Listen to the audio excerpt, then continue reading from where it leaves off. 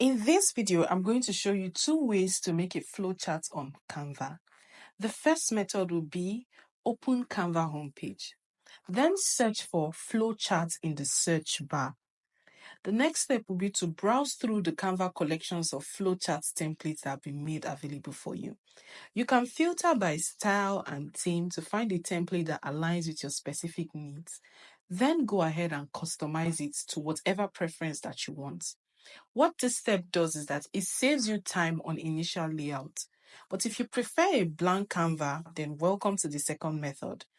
On a blank Canva, go to Elements and look for shapes in the Shapes section. On the left-hand side of your panel, you can drag the shapes into your Canva to create a flowchart structure.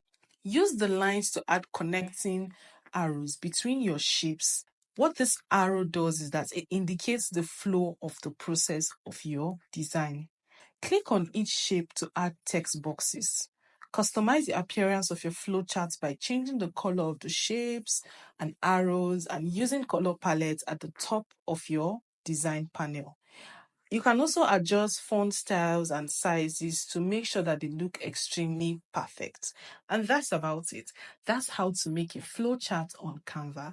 If you have any questions, please let me know in the comments below and I'll do my best to help you out.